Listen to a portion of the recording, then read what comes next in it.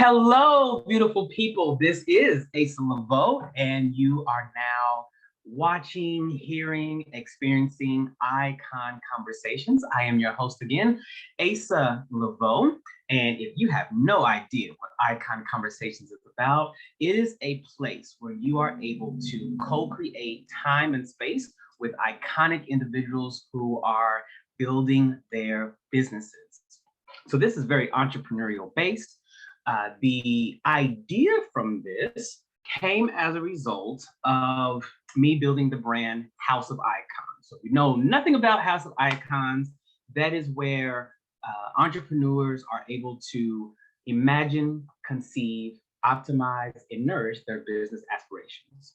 And so shout out to everyone under the House of Icons umbrella, whether you are in Icon Nation or an Icon University, or maybe even going through an Icon experience at the moment.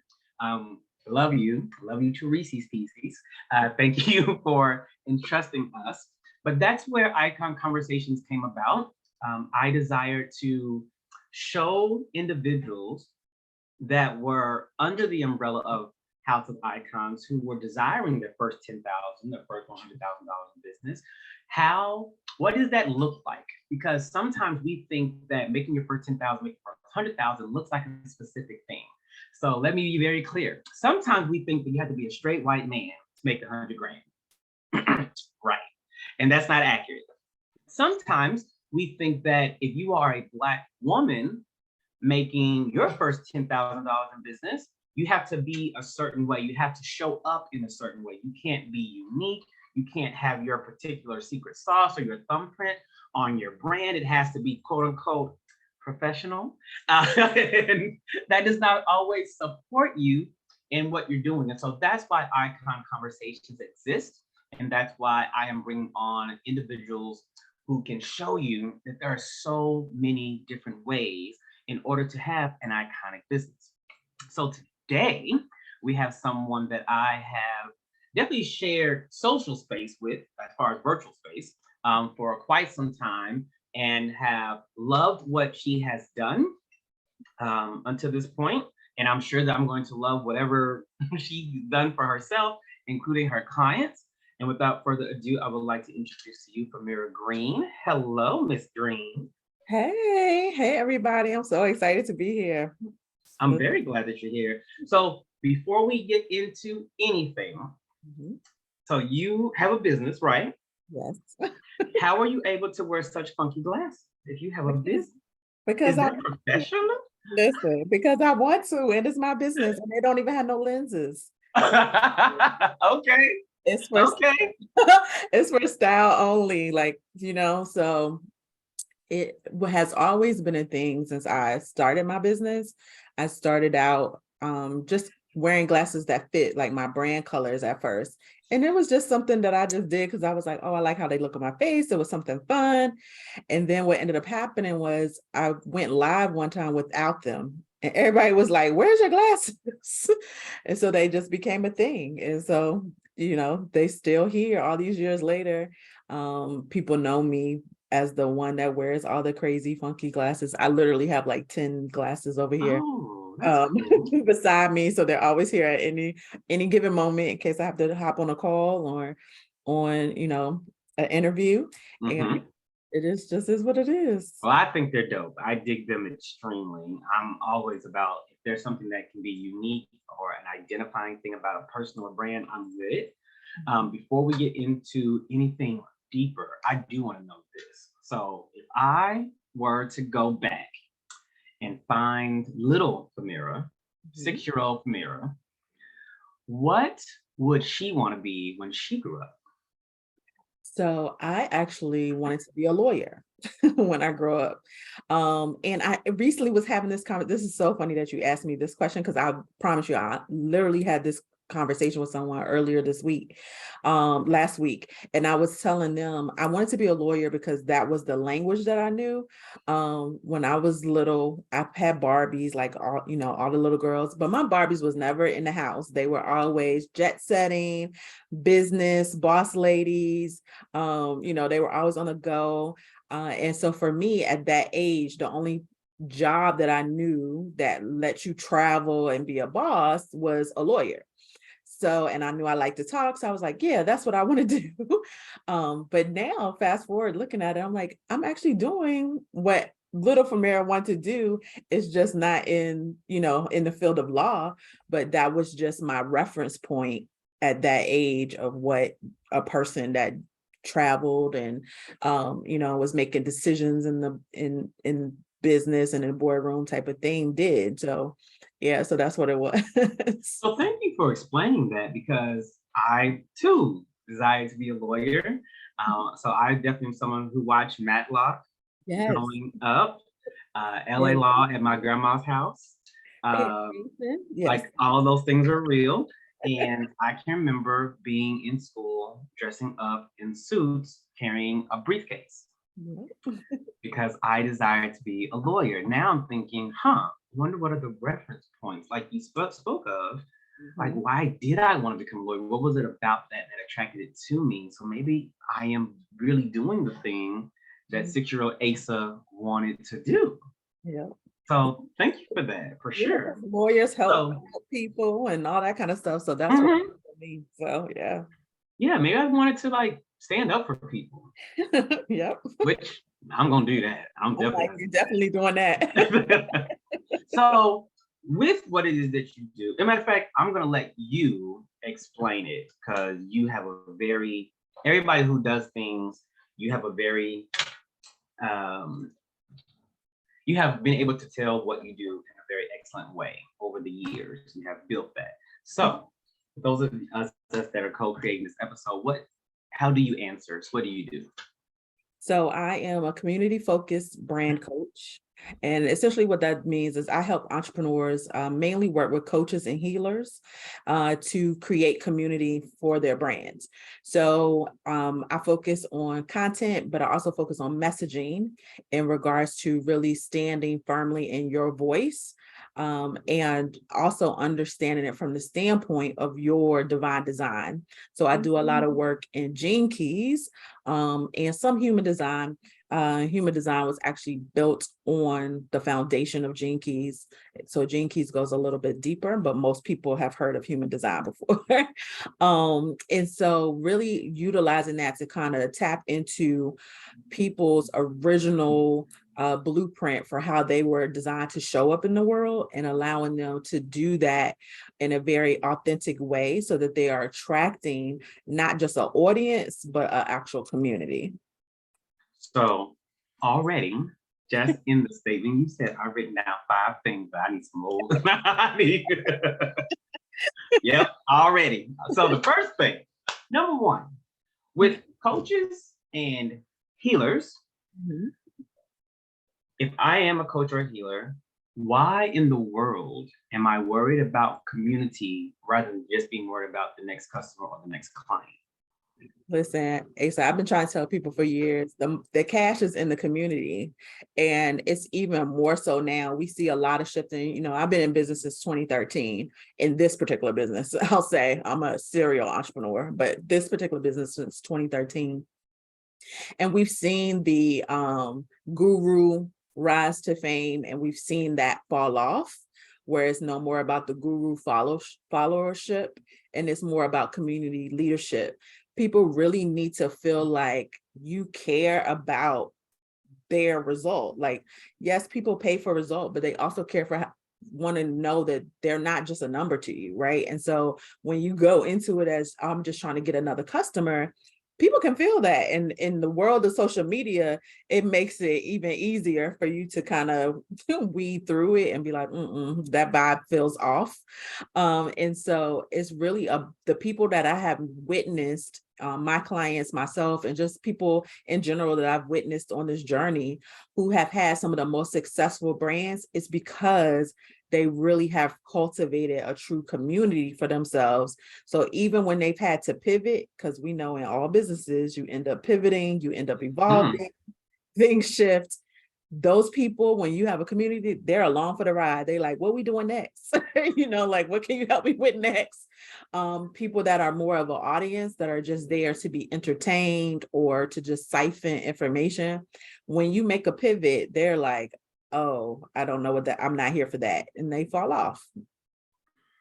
So when you talk about pivot and you talk about people being along for the ride, let me just say this, because I like being transparent. I find value in being transparent. So yes, I have the House of Icon brand now. It did not start out like that in 2013, 2014. Then it was Genius Academy. Yes. And then at the Genius Academy, I got really pissed off with the people, how they were treating me. So I switched up, like, forget it. Then I went to Queer Money Game. And then Queer Money Game, people were like, well, what about us? And I was like, what about y'all? So then we love Asa too. And then went to Leveaux Executive Solutions. So I was like, I shouldn't be messing with people. I should go with businesses. And then the people were like, nah, you forgetting us. We over here still. Then what happened after that? Then I started doing Wealth Spot. And then that wasn't doing it right. And now House of Icons. So I understand when you talk about the pivot, I'm very, very glad. And I feel that everything that I have done has brought me to this place. Right. So I am all in when you say pivot, and not being scared to pivot, because there are people who will stay with you yes the whole time. Yeah. You know, and that's the power of having a true community. And when people know, ultimately they trust you, Asa, right? Like they trust that whatever you're doing, that you still have their best intentions in mind. And so it's like, okay, well, he's doing this. I probably need that too. Let me listen to what he's talking about, and, you know, and still come into the space. I mean, mine has evolved over time. I mean, you've been with this. I started out in brand design, like straight up brand design. And then I moved from brand design into focusing solely on messaging and voice. And then I went from that into, okay, I'm going to focus on content. Then I went from content into straight up Gene Keys. And now I'm back at this place where it's really a montage of all the other spots that I was in. And now it's this complete, you know, circle of things that I work with my clients on, right? And so, but so many people they think you evolve as a person. Why would your brand and your business not evolve? Right? Say that one more time, please. It's like, please. You evolve as a person. Why would your business and brand not evolve? It does not make sense. Like, it should not be exactly the same as it was 2 years ago, a year ago, right? Because you should have learned some new things, gathered some new resources. And as you move, you get more laser focused. You realize, okay, that part's not really me. This part's more me. Let me laser in on this. Oh, I did that 3 years ago. That would fit good right here now, right? And then you kind of take all these different pieces to be of service to the community in the current moment, you know, for what they need as well. So you talked about Gene Keys more than twice already. And I gotta admit, I don't know what Gene Keys is at all. What is Gene Keys? It sounds so legit. So Gene Keys is a modality that was started by Richard Rudd, and essentially it's about finding out your hologenetic profile. So it is, you find it out similar to astrology. So based on the date and time and place that you were born, the planets were in alignment, and from that, certain aspects of your DNA were activated, right? And so what that looks like is they have different spheres and phases that you have as part of who we are. You'll like one of them. One is known as the genius zone. And so you can look at your genius zone, and it'll take you through various aspects of it to really show you what you are masterful at. And it uses archetypal type of energy, right? So, so for me, my life's work, my gifting is determination. So as you see me, how I have evolved over these almost 10 years in business, I have so many people that come to me and they're like, anybody would have quit by now and would not have blamed you for it. But my determination, because I realize this is my life work, doesn't let me quit, right? And I learned how to lean into that. Then you have what they call your love zone. I like to look at it more as connections because it's really about relationships. But for a business owner, it can show you how do you naturally attract people to you. We have our own way of attracting people. It also it also looks at, you know, your IQ, your EQ, different things like that. And then ultimately you have your prosperity zone, which shows you how do you most naturally not only make money, but what is your natural relationship with money. And it's often not what people think. What? Yeah. That's a lot. Yeah, so it has a lot. It shows you a lot. And everybody that I have introduced this word to, they all have the same response. Oh my God, I'm not crazy. And all the things that people try to make me feel crazy for is literally how I was divinely designed to be. And it's always this aha moment. Okay, so that sounds like something I might want to incorporate to my own clients. Like, I want to find out what the gene keys like looking like. Yes. Come Oh, talk. but of course, when they work with you, is that something they get as a result of working with you? Yes. So I actually I incorporated with my one-on-one clients and pretty much all the work that I do. So even in my premium membership, I teach about gene keys in there. Even in a lot of my free content, I share bits and pieces. But I also do actual where like you could come to me, I do one-off sessions where I would just lay out your entire profile for you, and go through all the various parts and kind of show you the pieces that are most important when it comes to building your community around your business and positioning your brand, right? Because it actually shows you how are you supposed to position your brand in the marketplace. It shows you what attributes you can use to actually call your community in and have them rally around you. And so it really breaks down a lot of information. There's a lot more information than people think it is when I first start telling them about it. And pretty much everybody that I have worked with, they like, for me, I'm just trusting you because I don't know what this is.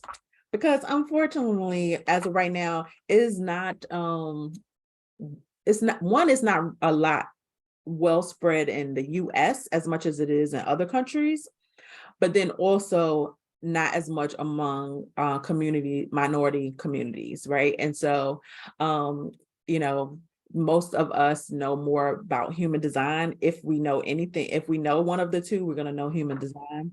And human design was actually built on top of Gene Keys. Gene Keys came first. Okay, so what's human design?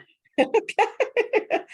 So human design was designed essentially, I like to tell people if Gene Keys tells you who you are in regards to how you respond to the world, human design shows you not only how those things show up in your body, but how to conserve your energy while you're doing it, right? So it utilizes the chakra system, and it tells you your type. So there's 5 main types. So you'll hear people, I'm sure you've seen it on the internet where people are like, I'm a manifesting generator.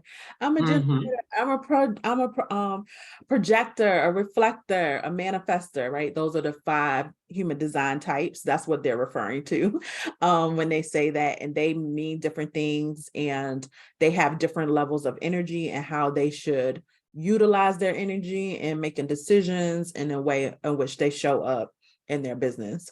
So okay, so our clients.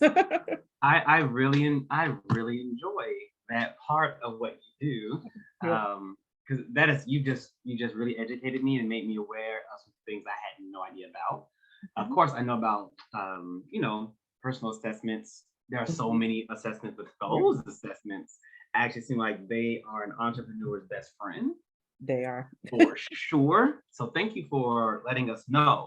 Now, when you first got on, you said some things, and I was like, okay, yeah, we come back to that.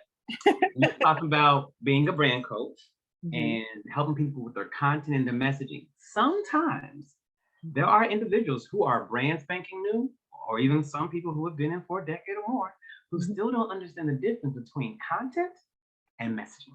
Right. And how you could have so much content and your messaging be completely off. Right. Exactly. So please gather us.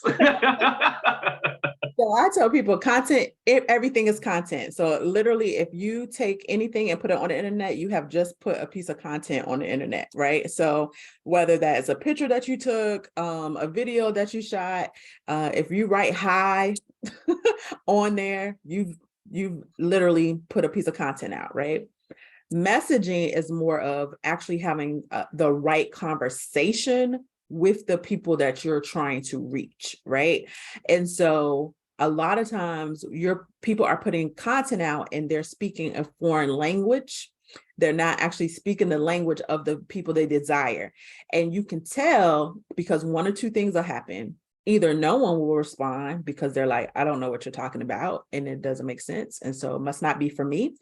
Or the wrong people will respond and you'll build a business full of clients that you're like, I don't even really like working with these people. Where did these people come from? But because you're in business and you're trying to make money, you keep working with them, but they don't actually light you up. When your messaging is on point and actually in alignment with who you are, as well as who you desire to work with, you get clients that you're running to the computer or running to their sessions and like, I can't wait to see what's happening now, what's going on, and you're super excited about it. It makes a difference. And so, people get caught up in not understanding what that means, but messaging is literally displaying your brand's voice, right? So people talk about brand voice a lot. Those two are kind of interchangeable. It's just really about what is the language that you are speaking and to whom are you speaking it, because you need to make sure that it is connecting with that person. Thank you for that. Because I just don't want people to just not know things out here. So I'm seeing that as well. And then they get frustrated when people do their best to correct them. And you're like, baby, nobody's coming for you. You just don't know stuff. You just don't know stuff. And that's really the big thing. So how did you, because you seem so, you are so dope with Gene Keys and human design and understanding content and messaging and understanding your own brand thumbprint with your glasses and all those things. And I heard you, 2013, you started brand design. How did you get into that? So this is the most hilarious story ever. I was actually in an MLM that I will not name, but I was in an MLM and I didn't want to be known as the lady, right? Y'all can all probably fill in the blank. So I was like, I don't want to, it's so many of them. I don't want to just be known as one of them. I've always been somebody that's like, I'm unique, I'm standing out. So I started branding myself as more of self-care, self-love, wanting to work with women around them showing up as their full self. So my message has not changed over the years. It's always been about you showing up fully. And so I started messing with design and learning different design tools, Adobe. And this was when Canva first came out and all these different things. And I was just putting my stuff out there, right? And just having these conversations around, loving yourself and loving the skin you're in and how to, show up and show out and all these different things. And then people kept coming in my inbox and was like, who's doing your branding? And I was like, what are you talking about?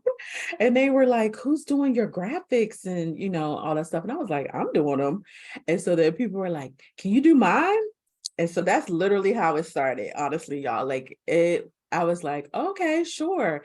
And so then they would tell me what they were doing. And I'm creative by nature. So it came very, very easily. And so then I started doing everybody's social media graphics and banners. And then from there, graduated to websites. So I started learning how to use different website platforms. And then a couple of my design clients that I was doing like continuous design for was like, I'm just not getting the same traction you're getting like with my brand. Like I need some additional help. And so that's how I got into the coaching side of things. And it just really started out with me being more of a strategist, like, of being like, okay, what is the issue? Let's fix it. And, and giving them strategy to use. And then just continuing to pour in, and then I began studying and kind of just following. I always tell people just following the nudges of being like, okay, and then Right. almost 10 years later, because it'll be 10 years in November. Here Wow. I am. Okay. Yeah. So 10 years. So if you've done 10 years already, Mhm. what is that you feel comfortable sharing? Mhm. What is that big hairy ass goal that people talk about for you in the next 10 years? So for me, it is really, I want to, it's a couple of things because I'm a big dreamer, y'all. I have lots of visions. But I definitely want to move my brand to the 7-figure mark. I want to be part of that team. More so because of some of the other things I want to do, because I do eventually want to have a nonprofit. And I've always wanted to have a nonprofit that didn't necessarily depend on donations, where it could be funded by my enterprise in order to really reach out and work with younger, like preteen to teenage age group of boys and girls to really expose them to more of the world. My background is in counseling. So before this life, I was a counselor, intensive in-home counselor. So I was the person that was the last stop before a kid was going to end up in detention. So I was literally kind of like the last hope of them staying in their home with their family or getting sent to detention because of their behavior. And one of the things that I realized that a lot of what society likes to call behavioral issues was just lack of exposure and experience of different things, and knowing what was actually available to them outside of their neighborhood. So I want to really create a nonprofit that speaks to that need to expose children to more things, because I know even for me, like we just talked about earlier, like I wanted to be a lawyer because that was my frame of reference, right? Like that's what I knew. And it wasn't for me, it wasn't until I went to college and was looking at the catalog and was like, zoology, and I was like, what is that? Oceanography? I never heard of any of these things. And all these different jobs that you could have, and I never knew that what I'm doing now was an option, Right. that branding was even a thing, that the coaching industry was even a thing. Like I didn't know any of this stuff as a kid. And so I think so it's important to me to reach back in that way, to expose children to more things, so that they know you don't have to do the 5 things that we were taught as kids. It was like nurse, teacher, Yep. lawyer. It's like these are your options, and it's like no, there's hundreds of thousands of if you could dream it up, you can do it. And so that's my big goal for the next 10 years. So it sounds like to me that at the core of it, it's still community, still helping yourself, helping us build community, and to make sure that everyone who's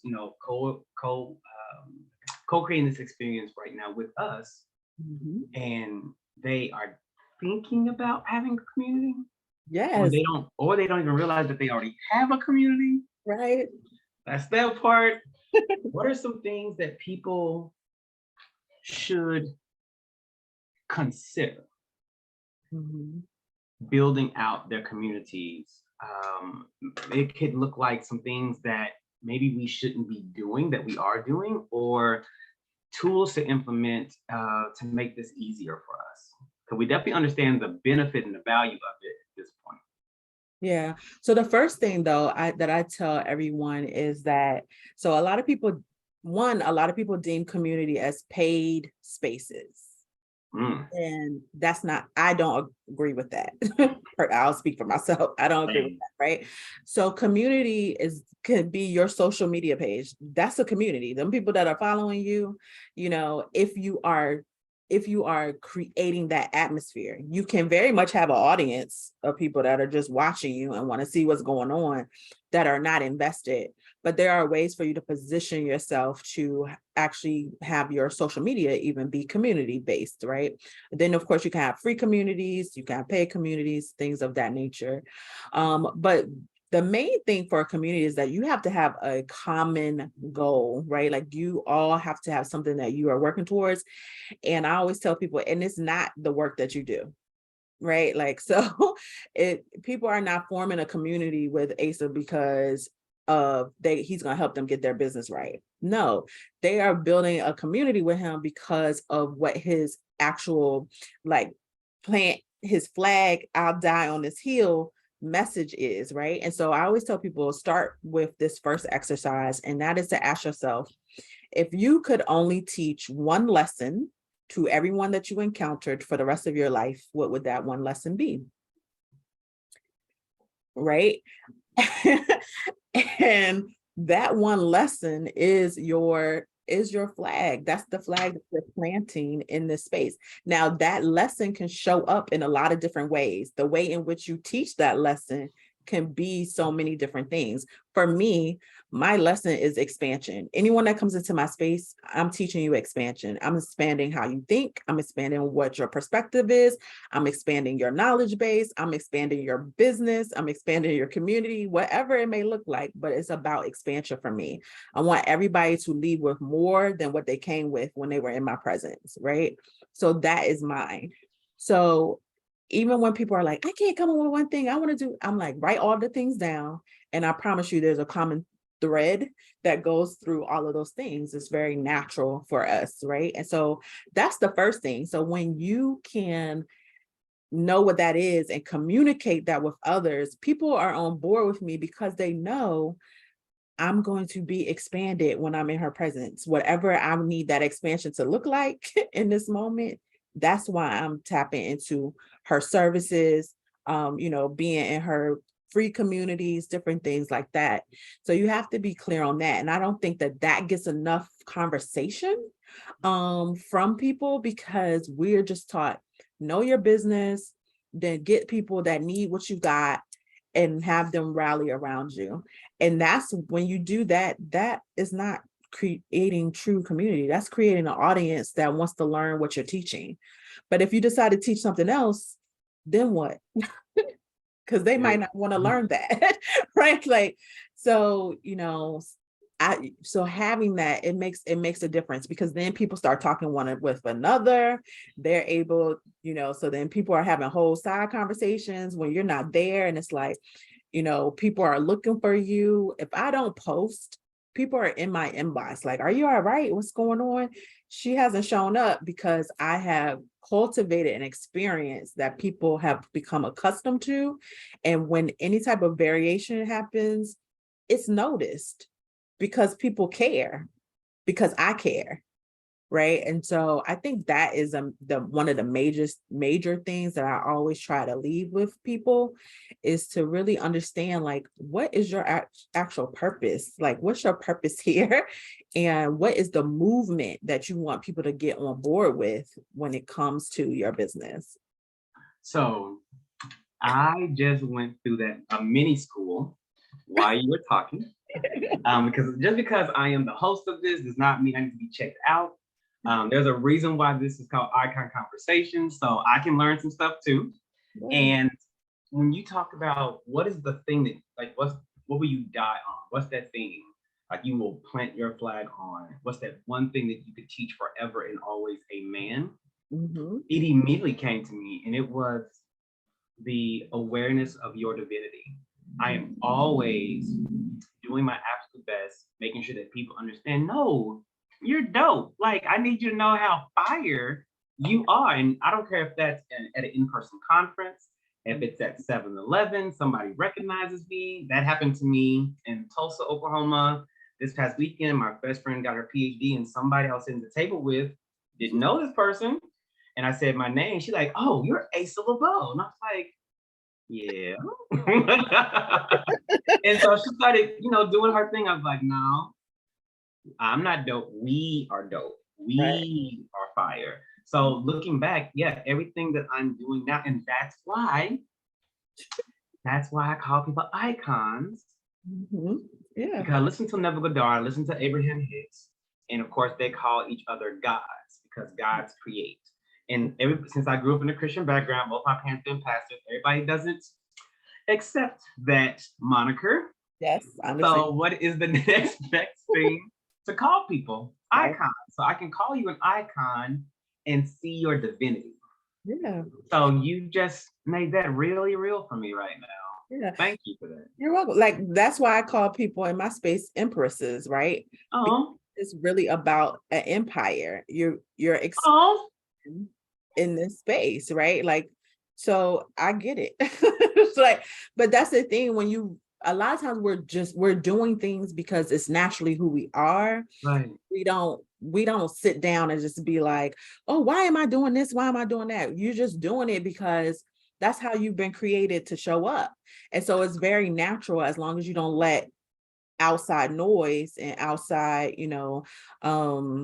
conformity get in the way, right? That you will naturally show up in that thing. But it's not until someone asks you about it a lot of times that you make the connection, right? So, even in this, we're watching both of us live out our natural purpose, right? Like, I'm living out my expansion even in this moment, with the way you're like, oh, I just had this aha, I wasn't thinking about it, right? You're helping me too, because I'm like, I am dope. Like, Asa told me, you can't tell me nothing now. I've been on icon conversations, like, what I'm saying?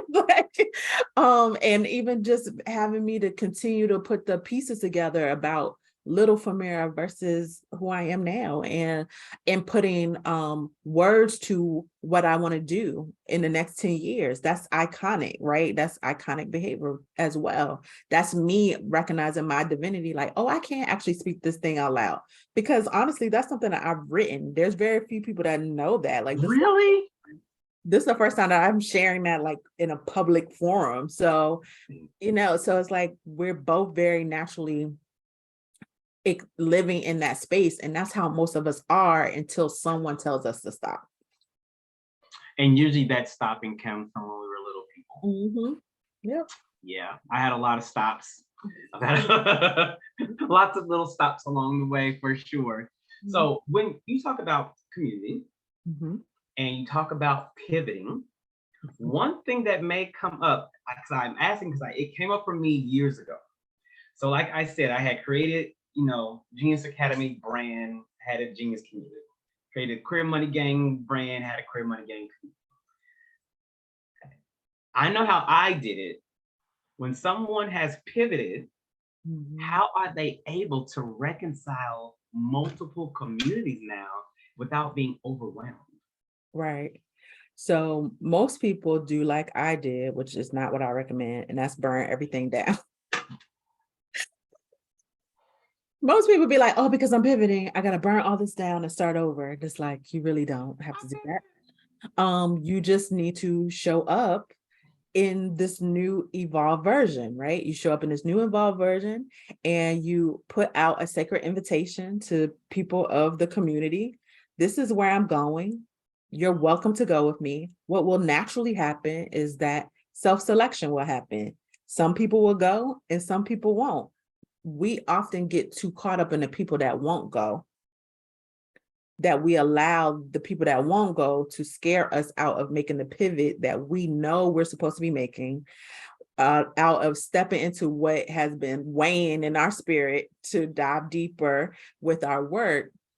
And you should be concerned with the people that will go, because the people that will go will multiply like baby's kids. So, but we often stay so focused on, I hear people all the time, my clients, they come to me, they often are like, I just don't want to leave them behind. And, I don't want to leave them out and da, da, da. And it's not a leaving behind. It's that you're going deeper, and they have sovereignty as well, right? We always want to look at ourselves as though we have sovereignty, which means I can make the best decision for myself. they have that same sovereignty. So if you're making this pivot and you're saying, this is what I'm doing, you have to honor the sovereignty in them that says, yes, I want to go, or no, I don't. And if they don't, trust and believe that there's someone there that will meet them exactly where they are at and still be able to support them. And there's things that you could still put out, free content, different things that will help them if they choose to pick it up. But you should never let that negate you from going on your next leg of the journey, because when you do, you're holding up the people that want to go with you, because now you're stifling them, trying to run and pick up other people that were never meant to go.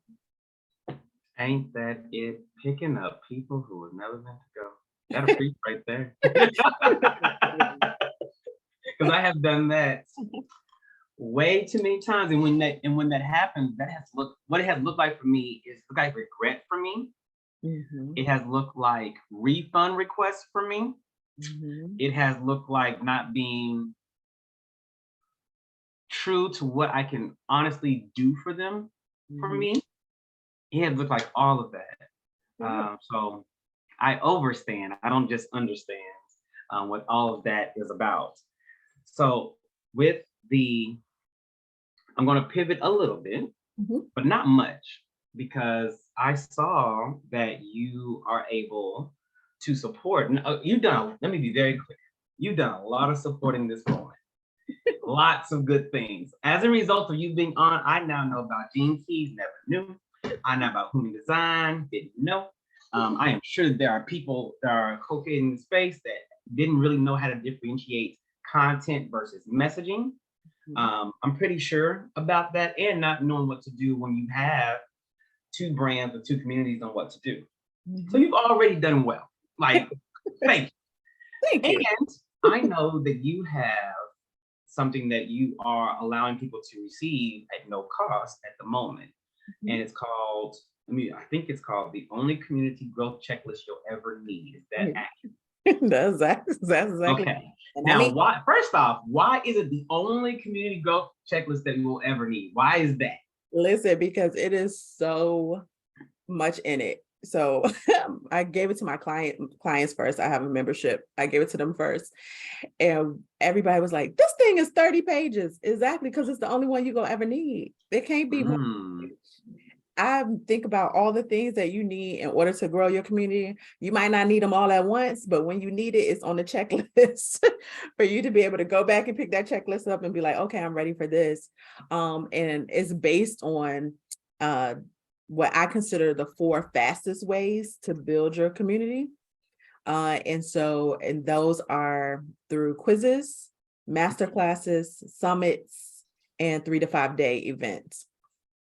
And so the checklist takes you all the way from pre-work on what do you actually want your community to look like? What type of experience are you trying to cultivate for your community? All the things that we often don't spend time actually thinking about because we just trying to make the money. Trust me, I've done that before too.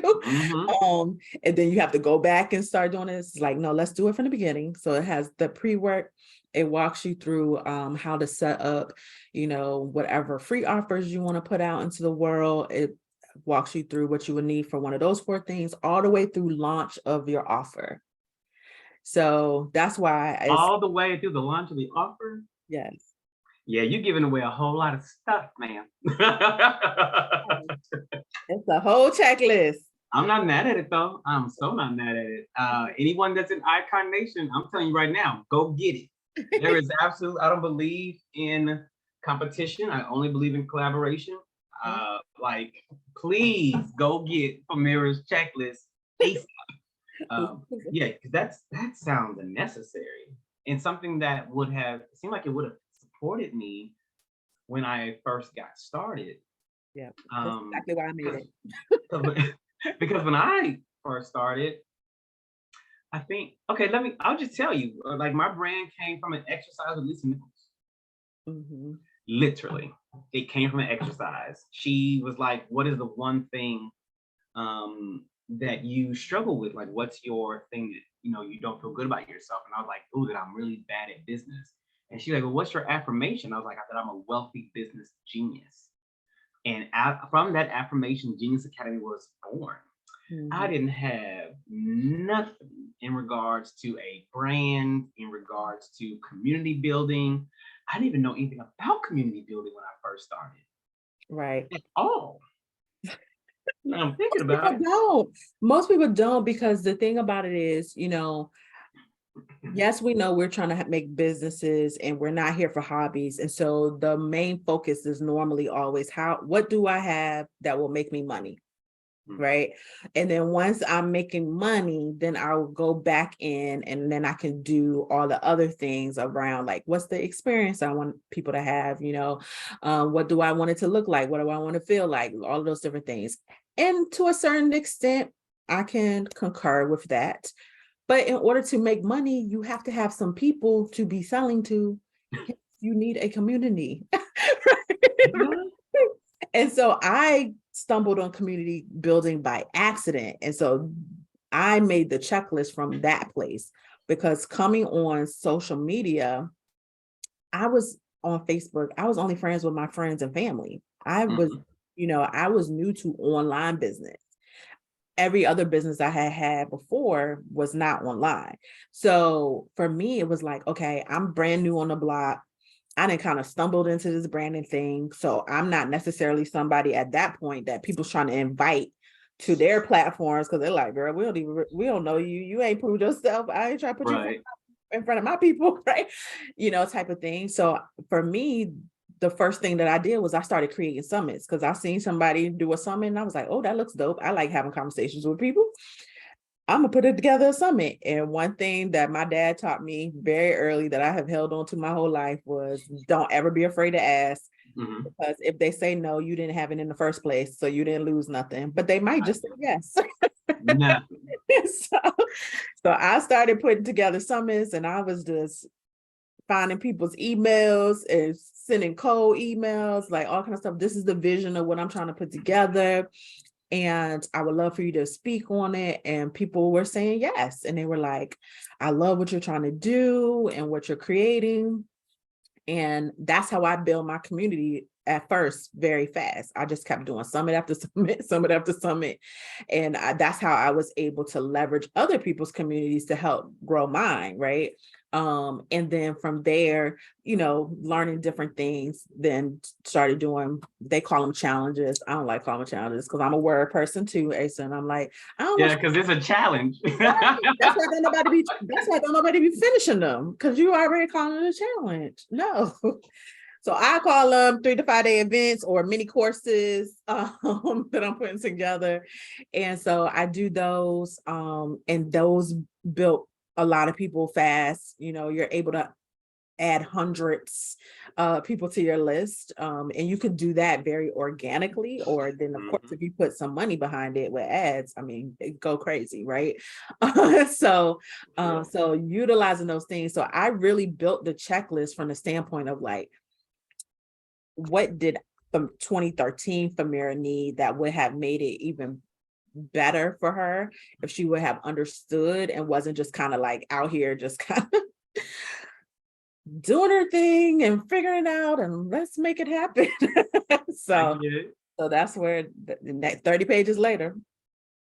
Well, I'm pre-grateful for your 30 pages and what it has already done for people and what it will do for Yeah. people, because that's something. Now that's a real free something. Now that you did something right there. I like that. Yeah. So as we begin to wrap up this session, Mhm. something that I haven't been asking guests, but I'm going to start with you. So with people, of course, knowing about the only community growth checklist you'll ever need, with people understanding what it is you do, your background in it, how you got started, your acumen around this particular industry. Let's just be clear. There are people that probably should not apply. Yeah. And I would like details on, because I got it. If you are someone who is growing your business and you see value in people and you like to create communities of people of value and support them and not just milk them for all their worth and Right. all of those things, it seems like they would be a good fit. but who would not be a good fit? So for me, it's definitely, if you are definitely cash over community, not a good fit. How do you know if you're a cash over community? Just in case they're like, well, I don't think I am. If you're more concerned about the amount of money the person is going to bring in instead of the person themselves, cash over community. What are some I guess maybe red flags or indicators that can show that somebody might be more interested in the cash rather than the community? So in that aspect, because don't get me wrong, I ain't got no problem with cash because I'm here Right. making the money, right? So we not said that. But what I'm saying is at the end of the day, when you are really sitting down and you're looking at, okay, what's today a good day? Is your good day only based off of the revenue you brought in? Or is your good day based off of the impact that you had on the people that you serve? Let them use you. Let them use you. That's like, what are you gauging your success primarily behind, right? Even before I was making six figures, I was still excited because I was like, oh, these three people had breakthroughs today. Like when I was only working with three people, right? Like it was like they had breakthroughs today. This was amazing, right? And I made this money, right? Like for me, it's like the money should be like, and I made this money, but it should not be the first thing, like, oh, I made this money. And then, they got some great results, right? Are you the person where people are coming to you, really expressing themselves around like you've changed their life, you are having some deeper level of impact, even if your impact for them is their money, right? Because got some people that's what they do, financial coaches and stuff like that. But are they coming to you because they're just like, oh my God, yeah, I made 5K today? Or are they coming to you saying, I made this 5K and it's allowing me to do this, that, and the third, right? Because if they're not opening it up to tell you what the 5K is helping them to do, that's because they don't think you care enough to know. Ooh, that's real. And makes me happy because my one of my clients told me how they were going to that Usher Little Kim concert in Vegas and how the sales goal was to get to that. So yeah, I get that. That makes sense. Yeah, because we naturally want to share with people that we feel like they actually care about our sharing, right? So we naturally want to do that when you feel safe enough to do that, right? So it's like, so when somebody's coming to you and they're like, listen, I met my money goal, so now I get to send my kid to the private school that I've been looking at. Yes. And they don't have to go on scholarship. That's very different than I made 15K. Okay, great. But what you doing? That's different. So that's the main thing for me. Like if that's who you are, it's like, I mean, that's cool, but that's not for my space. You ever thought about writing a book called Community Over Cash? Listen, Asa. So, but let me be very clear. As someone who's written my 6 books and got like 6 on my head, I can't stand when somebody like, hey, Asa, have you ever? I know I have about 3 books that I know I need to write. And I like that one now. So that's add to it. I'm an author as well. So I have other books, but none of this, as ironic as this is, other than anthologies that I've been a part of, none of my books are actually about business.